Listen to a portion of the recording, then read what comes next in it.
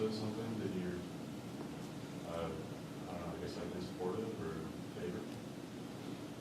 I'm not really clear about the question. Serve yourself kind of thing, if you put it that way. It's hard to say, like in an abstract way, whether I would support that. But I think just overall about the backlash, one of the things that we've seen is, the most violent movement in the U.S. In recent years has been the, quote unquote pro-life movement, and they're the ones that have been murdering doctors and throwing bombs at health clinics.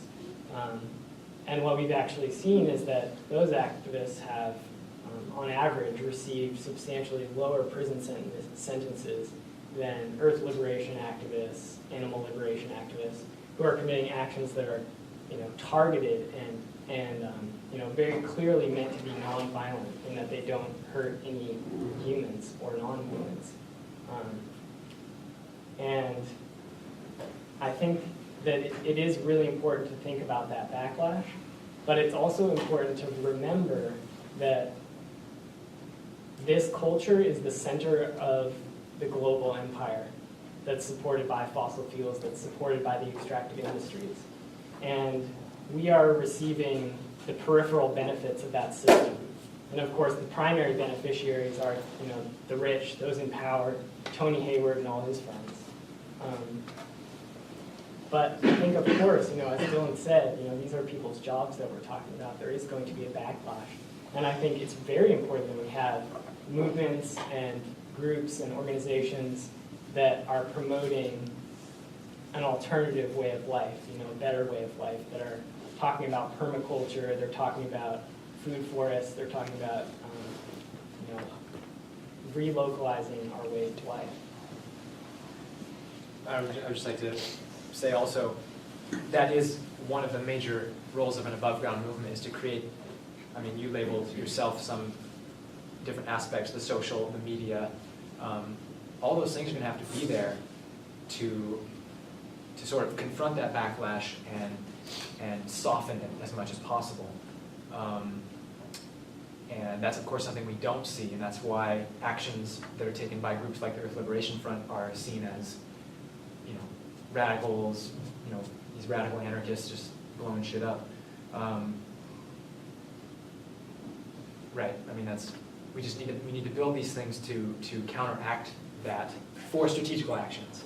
I guess my question is, how are you going to try and frame the steps that you are saying are necessary to be taken with getting it away from the ideology of terrorism and being, environmental terrorism? Because a lot of people look at that, say blowing up a pipeline to stop the, pipe being oil for various parts of the world.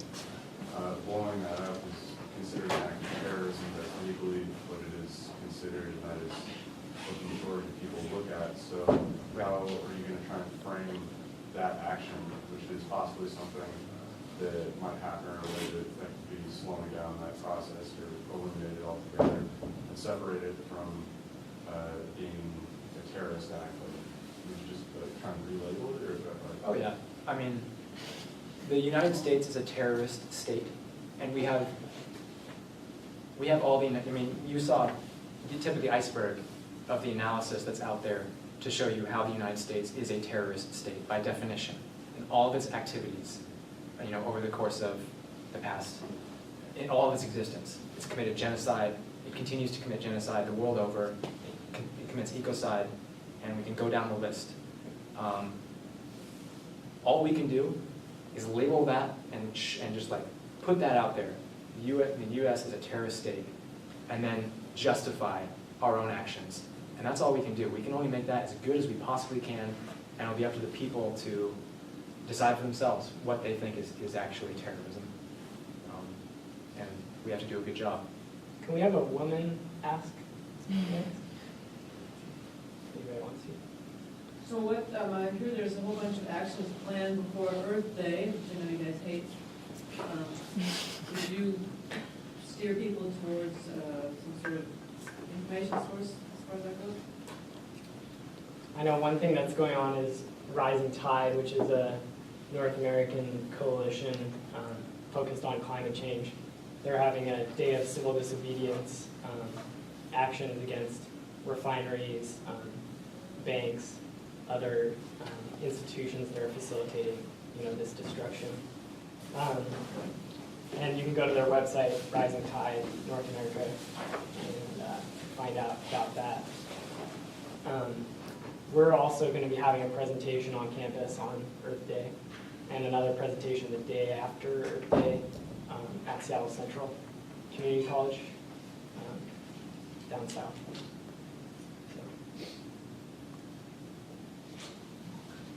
Yeah, go for it. Taking them from them now? Yeah. Okay. I appreciate the time and effort that you put into your presentation. I agree with all of it, save one part. I believe you're using the wrong tense of verbs when you talk about things that are going to happen. In my lifetime, we've more than doubled the population on the planet. The only way that all of us are able to eat is from fossil fuels. When the fossil fuels are over, we can't feed 7 or 9 billion or whatever the population happens to be when that time comes. No technology, no social movement, no government can avert the consequences of the circumstance we put ourselves into as we have come to convert oil into food for the world. You speak of things that may be averted, of disaster that you may somehow turn aside. This is equivalent to having a discussion in the game room of the Titanic 3 minutes after it's hit the iceberg. The ship's sinking now. In your lifetimes, there will never again be another year as good as last year was, which is the temperature chart that you put up there. Never again. If you could stop every planet-destroying technology that exists before dinner tonight, you will never bring back in your lifetimes 2010. Can you preserve life as we know it on the planet? No. Can you preserve our species? Possibly. But it's going to take a hell of a lot more effort than what you're speaking of here. I believe that you are being euphemistic, and I believe that even though you are trying to speak truth, you have still not conveyed the urgency that we find ourselves in. I have fewer than 3 decades left to live on this earth, and I suspect that my last year is unfathomable to me today. And I accept every one of Derek Jensen's 20 propositions in Endgame. These things are true.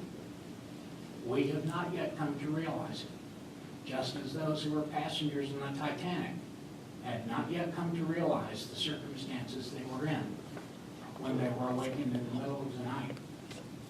I'd love to support you. I would love to give more strength to your efforts. I'm trying to figure out a way to amplify what you're suggesting by several orders of magnitude. And I look for leadership to do that. We won't find it in politics. We certainly won't find it in the corporate world. We've got to grow it ourselves. And we've got to do it yesterday. Thank you. I'm with him. But first of all, I'd like to say that I agree with you wholeheartedly on the liberal radical division. I was a liberal back in the 60s. In that time, the big thing was zero population growth. And men would run around with these little pins, the male sign, the circle with the arrow, with a little break in it, which meant it was a little gold pin. It meant they'd had a vasectomy. Some men wore them to bars that really hadn't had vasectomies. But in any case, these were the liberal tactics that we used. And they didn't work. They were just trying to control ourselves. I have not ever been pregnant. I have not produced any human being to add to the population. But because of him, we have a set of 4-year-old grandchildren whom I love. I'm telling you, I look at you as if you were my children, and the whole presentation you gave, I was almost in tears because of the love I felt. I've been a college professor for years, so there's this sort of feeling of, I mean, my God, we're going to be dead, and you're going to be here to deal with it. We could just forget about it. But could I just give one little bit of advice? When you say we're living under terrorism, a lot of people who haven't come as far as we old people have will say, oh, they're a bunch of radicals. Don't even pay any attention to them. They're crazy. But one thing you could say back to them is Abraham Lincoln. You know how long ago he lived. You said something earlier. You said corporations have the same powers people do and even more. Abraham Lincoln said, if we give the power to corporations that you want to give, they are not, human beings die. When they die, their assets may go on to their children. But the corporation lives. Don't do this. They did it anyway. So you've got to support your sweet efforts by, you do need some education. Maybe I'm, crazy education because I'm an educator. I'm retired now. But you see, when they just hear we're living under terrorism, they don't really know. It's just like the situation you described.